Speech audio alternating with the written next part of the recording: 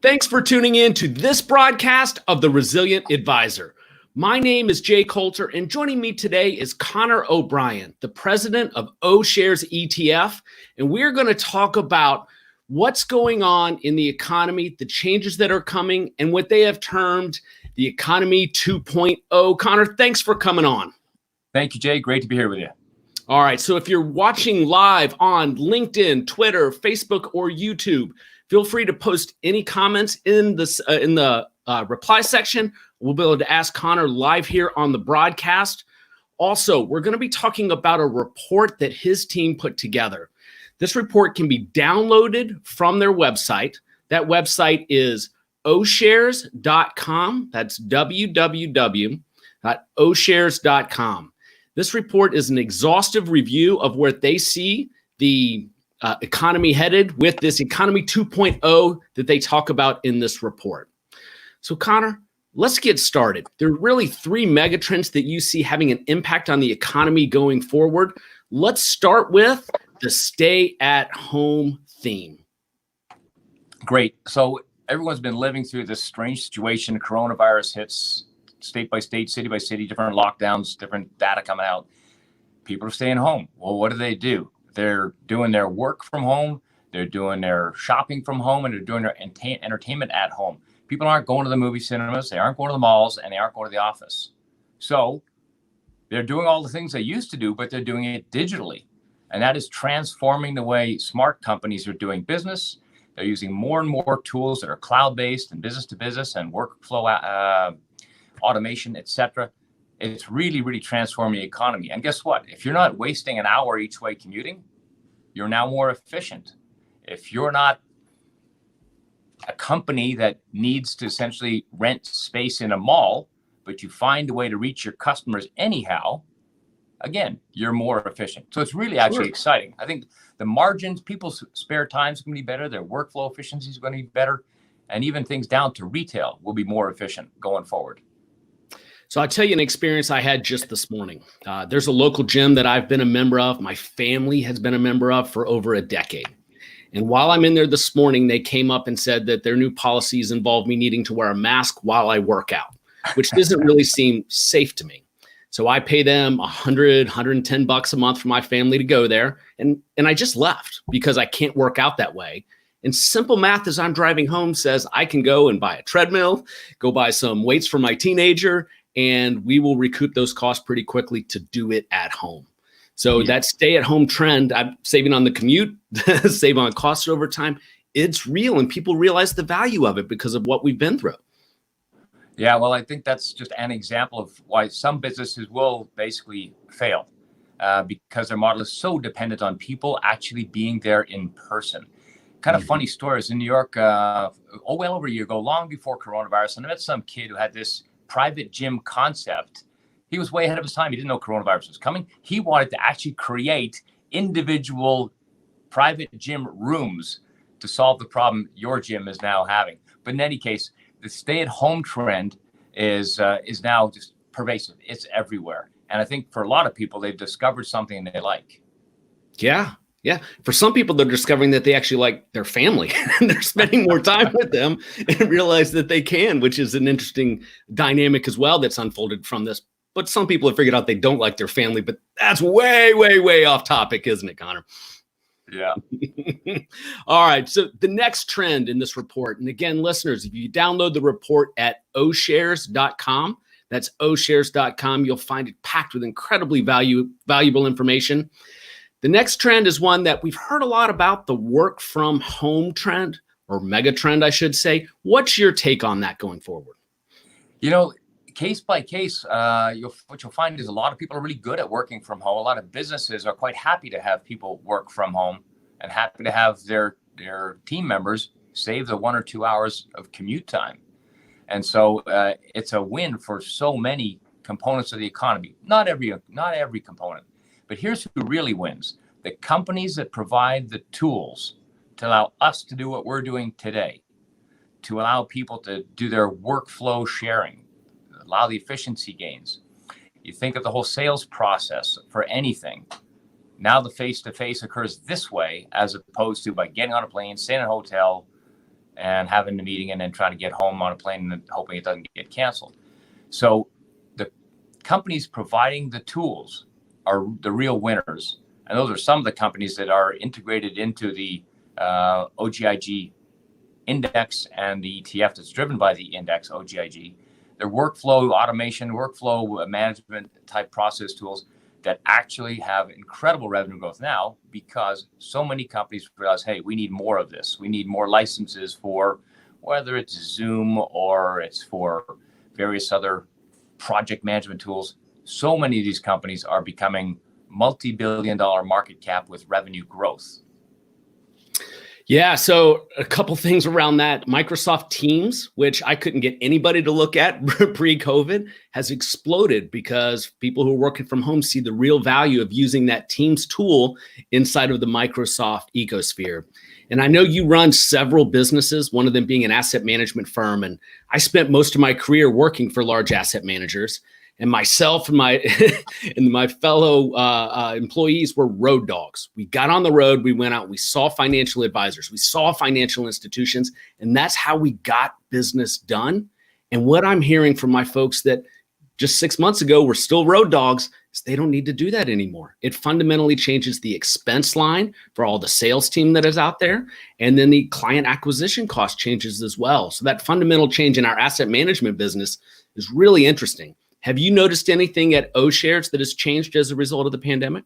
Yeah, we definitely have. Our interaction with advisors has evolved. A lot of advisors have modernized their approach to reaching clients and prospects, and we've collaborated with them in a variety of ways to do that. My business partner, Kevin O'Leary, has a terrific draw, and that's also helped in many cases everybody achieve more of their goals. And it's been a win-win all around. So we're okay with it. Yeah. So something I found interesting when looking at your ETF and reading this research is the third mega trend that you've identified going forward, and that's this play from home concept. Walk us through the lens that you put on that. Yeah, so many people like to spend their, it's called leisure time, doing a variety of different things. It's sports, it's going to see an event, it's going to the movies. They want to be entertained. Well, they still have that time, or maybe even more time, but there aren't any sporting events. There aren't any movie cinemas really that you want to go to right now. So people find a way to spend their time and their money entertaining at home. And it's not just Netflix. It's so many different channels that they're buying. It's for movies, it's for music, it's for games. And some of this spills into ad platforms for the companies that are providing access to the games, whether it's Apple or Tencent or any one of the other mega platforms. And they're just seeing their revenue grow through the roof. Yeah, I can tell you anecdotally, we used to have an Apple TV in our house, and then we got kind of lazy, started streaming YouTube, didn't really pay attention to all of the resources that were available in terms of having content come in the house. Now recently learned we can simplify everything by buying a $250 Apple box. And we're trying to determine how many TVs that we need to buy it for, because we're not spending that money other places. Right. You probably need 2 in each room, because you want to watch one show, your wife wants to watch something else. You put on the headset and sit next to each other and watch what you want. Kids want to sit on their iPads and not watch anything that we're watching. They just want to ignore their parents, baby. That's right. Well, so think about this, Connor. Once sports comes back, it's questionable whether we see it this year, but at some point it will. Think of the entertainment systems that will be set up in houses. And people will have a choice. Do I go down to the stadium and spend a whole day going to an NFL game? Or do I sit in my house with this fantastic system I've set up now and save the money? It might be a win-win, and it's just hard to replace the being there concept. People want to say, hey, I was at the game. They want to be at the game. But the people that are getting more and more used to seeing entertainment on the screen at home will probably boost the audience for that. And the people that save themselves 2 hours a day of commuting time will use those 2 hours for other things, including entertainment. So I see revenue growth. I think we're going to get back to the in-stadium live events once the various health organizations and so on decide it's okay. And that might be 6 months, 12 months, 24 months. We don't know. But I think there's going to be staying power in these other habits that people will have formed, because switching on and seeing whatever you want is going to be even more and more convenient. Well, that's a great transition to talking about how we can capitalize on these trends and what's going to have staying power. Uh, I, I obsess about index construction. What are the rules? Why it's constructed that way? And then what the implications are for my audience, which are financial advisors in their portfolio construction. Yeah. So you guys have a suite of ETFs. One of them, OGIG, capitalizes on these mega trends. So I'm going to pull up the ETF action site and let's have a conversation about how you guys construct this index. And then maybe I'll share some thoughts on how advisors could add this to a portfolio.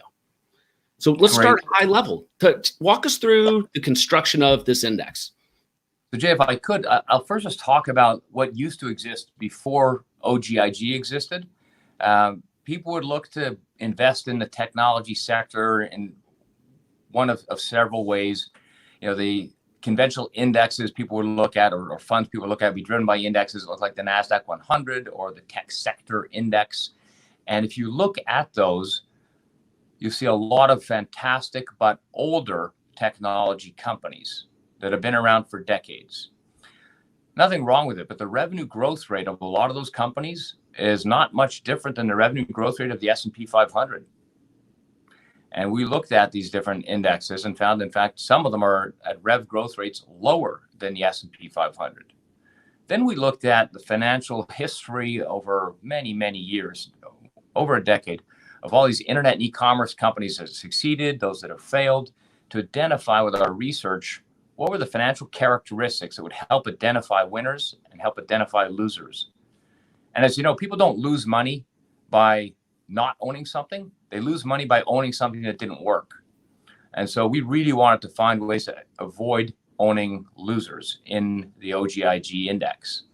And we found three characteristics were really important that are now baked into the index rules.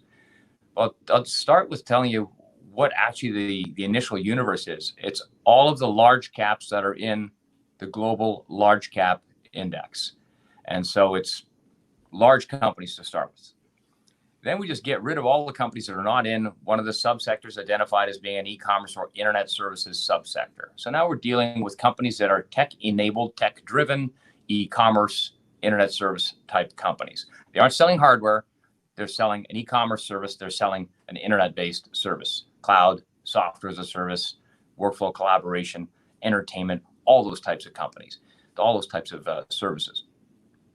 And then the only ones that actually survive and make it into the index are the ones that score very well on balance sheet quality, profitability as a measure of quality using gross margin, and revenue growth. And of the companies that make it in, the weighting that they get, the allocation that they get is not just simple market cap, because that you'd end up with a dominant allocation to the mega caps. They would just dominate the portfolio, and a lot of these mid-sized giants that have faster growth will get a smaller allocation. So what did we do? We said, well, let's blend the concept of market cap weight with equal weight, and then let's adjust that by the score. So if you imagine you have two companies that have comparable market caps, let's say they're both 100 billion. One's growing faster than the other, scores better than the other. It will have a higher weighting than the one that's also in the index, but not quite as strong rev growth. Mm-hmm. And we find that fits very well with the research we did that helps identify the strongest stock performers. And then without giving away your rules and your weighting system, does gross margin growth have a heavier weighting component in there? No, gross margin does. And then combined it with revenue growth, you end up with gross margin growth. But that's that combination of those two financial metrics. Okay, so that would help justify higher PE ratios in this portfolio should they present themselves. Yeah, I guess you could look at that way. Yes. Making up for it. Yeah. All right, and then give me the stark contrast. You just walk through on a granular basis how it works. Help the financial advisor who's sitting down with a client who says, man, I need to own the NASDAQ because all the Robin Hooders own NASDAQ. And the advisor says, well, let's take a look at another index that we could invest in through an ETF. Contrast it in simple terms for us. Yeah, so almost everybody, certainly that's an advisor, understands what the NASDAQ 100 is. And you look at it and it's very, very top heavy, the top 5 stocks dominating that portfolio. And they're great stocks. If you look at the OGIG portfolio, you'll find that over 2/3 of the allocation is not in the NASDAQ. And you'll find that, in fact, about 2/3 is US stocks and 1/3 is outside the US, whether it's Shopify from Canada, that's a 100 billion plus market cap company growing incredibly quickly, Mercado Libre, which is a Brazil-focused e-commerce business, customer base, business to consumer, or many of the companies out of China, not just the ones everybody's heard of, Tencent and Alibaba, but some that people are starting to hear about now. Well, Zoom has been in the portfolio of OGIG since just about the beginning of that index. Shopify, same sort of thing. Pinduoduo, who's heard of that? Go take a look at it. I think the ticker is PDD, I believe. That is one of the top 10 positions and has been in the OGIG index as well. Why is it? How is it these companies get in there early? It's just identified by that process I described. Large cap stocks in the right sector, got the right metrics for rev growth, gross margin, and balance sheet quality. They end up in, they get a weighting that's meaningful because of that blending of market cap weight with equal weight, then score adjusted. I would encourage people to go take a look at the OGIG portfolio. They might find a shopping list that they find interesting, or they might find an ETF that they see as a simpler and perhaps more tax effective way to own this cross section of stocks that you wouldn't see in a typical tech sector fund. It is more than 2/3 difference. And you wouldn't see in a typical NASDAQ index tracking fund either. So not that those other ones aren't good. It's just that this is another way to invest in tech-driven growth. So right now I'm showing on the screen the ETF action tool. You can get a free trial at etfaction.com. This is a heat map of year-to-date performance broken down by country. And what's interesting, it speaks to exactly what you're talking about. Roughly 2/3 of this is coming from the United States, 1/3 from outside the United States. What I would love to go a little bit deeper on with you, but still keep it at a high level. You said if I heard you correctly, about 1/3 of the holdings in this index are not in the NASDAQ and are not international. Which of your rules do you think are getting those into the portfolio? And then the simple, easy follow-up question is, does that make it a good pair for somebody who's investing in the Qs or another internet or technology ETF? So I think those other indexes have their rules. NASDAQ 100, as I understand, has rules including essentially 100 of the largest stocks that are listed there. Tech sector, different. They follow the GICS sector classification. And if you just look at companies like Amazon, Google, Facebook, they're not tech stocks. They're actually classified by the GICS classification as consumer discretionary or communication services. So that's why you don't see them all in a tech sector fund. And the first comment on why you don't see them all in the NASDAQ 100, because they may not be actually NASDAQ listed. They could be New York Stock Exchange listed. They could just not be in that set. And they're fantastic companies listed in these different exchanges. Fantastic companies that are tech driven, that are actually not technically GIC tech sector classified stocks, like Google and Facebook and Amazon and many, many more. So that's why there's a lot of differentiation and diversification benefit by including a mix of tech-related investments.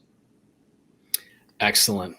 So Connor, I really love this index, love the ETF that tracks it. Listeners and viewers, the symbol is OGIG. The research report is fantastic. Visit oshares.com. That's oshares.com. Download this report on the mega trends that are affecting Economy 2.0. Connor, I appreciate you coming on the broadcast. Jay, thanks very much. And people can also go to info@oshares.com if they just want to send us an email asking us for further info. We'll make it as easy as possible for them to get the additional information. Jay, really appreciate being on the call with you. Thanks.